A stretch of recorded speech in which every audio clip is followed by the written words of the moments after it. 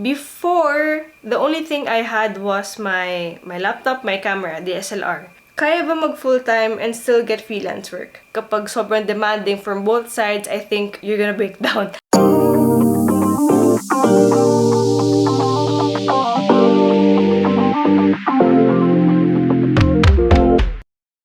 Hey guys, what's up and welcome back to my channel. This is Ika! So we have another Ika Answer segment. Matagal ko na itong hindi ginagawa and I'm excited to answer once again questions related to design, multimedia arts, and anything under the design field. Okay, so I compiled a lot of questions. Let's go get it! Okay, first question. May board exam ba ang MMA? You just really need the entrance test. I think every school, they have this entrance exam you need to take. And if you pass that, of course, you can go into that university and take the Multimedia Arts course. What schools offer MMA? So there's Benilde, there's iAcademy, CIIT, Mapua, Lyceum. I know that Enderan has, but they're more focused on game development. That's the side of MMA. That's why I tell you guys to check on the course outline because it has a lot of fields. So it depends on the school where they want to focus on. And if you also want to check other universities, you can check at finduniversity.ph. I actually checked there so that I could answer your questions and all the other comments you have. Pag tinype mo lang doon, AB Multimedia Arts, may filter din doon on the location you have. If it's Metro Manila, Cebu, kung saan kayo, it's easy to find whatever is near where you live. If you click search, ayun, so lalabas na, mas madali na ngayon yung paghahanap nyo ng schools for multimedia arts. And also, the budget or the tuition range na gusto nyo. Madali lang bang humanap ng stable job or gig as fresh grads? There are a lot of opportunities, but of course, it still boils down to you and your transcript of records, your skill, and what you will show to possible companies. So, hustle. You gotta hustle, guys, in school and show them what you've got also in your portfolio. But if you're scared that you might not land any job or opportunities, openings, madami. Sobrang dami actually ngayon. Dami din competition, kaya you have to do your best. So you don't have to be scared, but you have to give your best. You have to give your all. Need ba ng own equipment kapag MMA student ka? Before, the only thing I had was my laptop, my camera, DSLR. Tapos yung iba hinihiram ko sa school. I don't really know the online setup, online classes for that, but probably yes, you might need your own equipment, but those are the two, again, basic equipment that you need.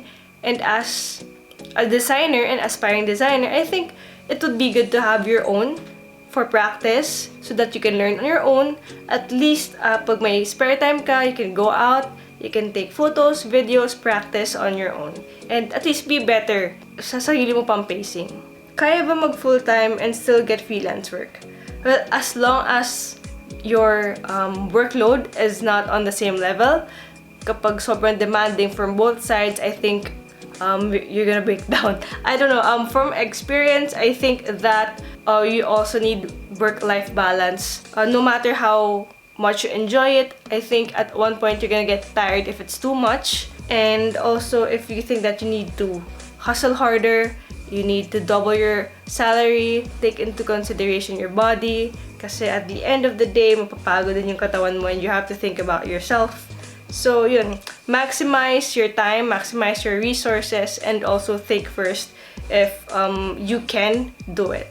If you want to do it on the same time, you can do heavy work for your full-time job, and then your gigs, medyo simplihan lang natin. Let's say, quick editing for graphic design, content creation for social media posts na hindi naman super heavy yung graphic design na kailangan. So something like that. Next one is multimedia arts, more of IT or fine arts? Really more on the design, so fine arts. But you also have to take into consideration the course outline. It varies from one university to another, but I would say it's more of design, fine arts, and then the technical side of IT or information technology. That's more of computer science. What are must-have equipment? Basic ones would be laptop and your camera. When I say camera, it has to be DSLR, photo, and video dapat siya. Extra equipment, it's really more of the aesthetic parts. So, I think these are basic must-haves. Is digital drawing taught in MMA? If digital drawing is more of like sketching in terms of illustrations and using your iPad, Wacom tablet, not really. Hindi siya tinuro sa amin. More of graphic design, illustration part, I'd say it's more of animation.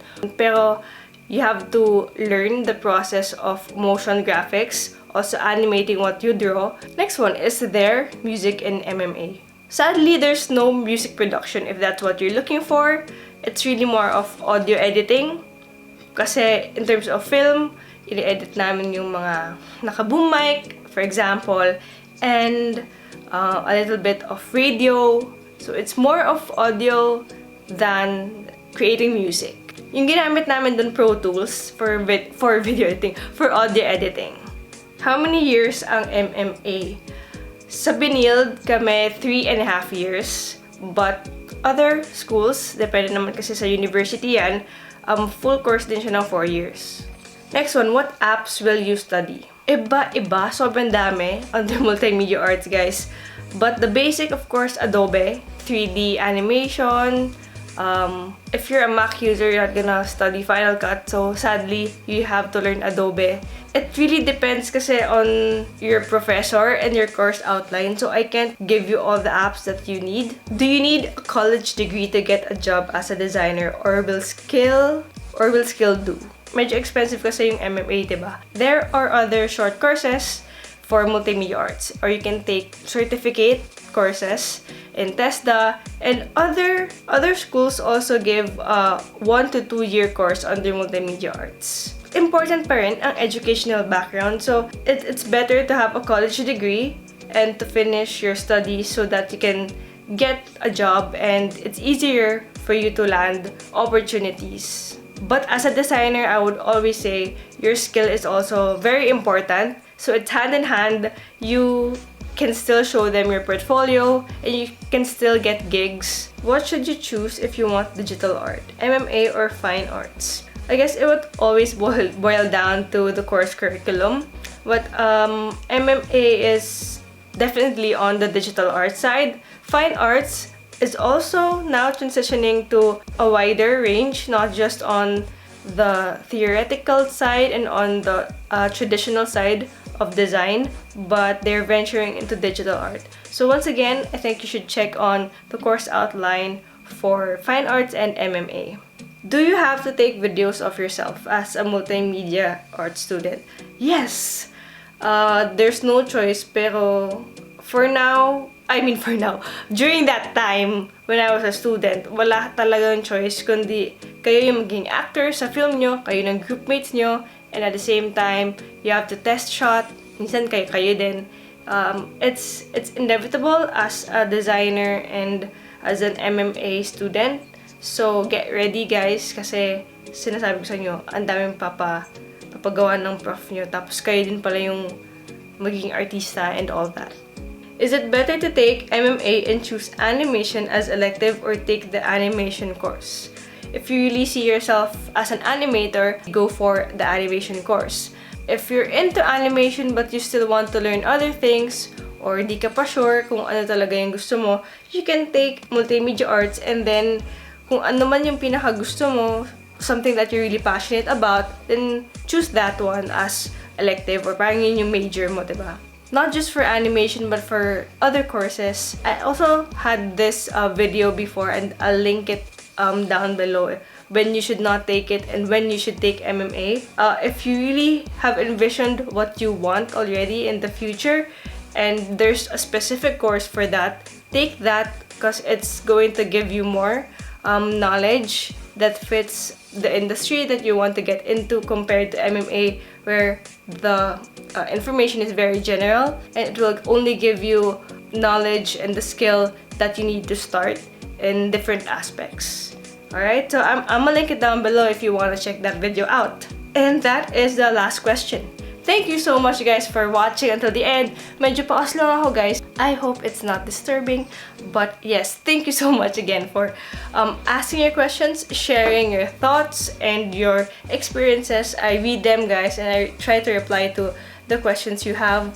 If I don't know the answer, I try to research on it or I tell you guys. So again, thank you for trusting me with all the questions that you have and your stories. Don't forget to comment down below also kung mayroon pa kayong questions in mind, MMA stuff, about design. If you want to see more of the design stuff that I talk about, don't forget to click the red button down below and hit subscribe. That is it for now. Thank you. This is #IkaAnswers.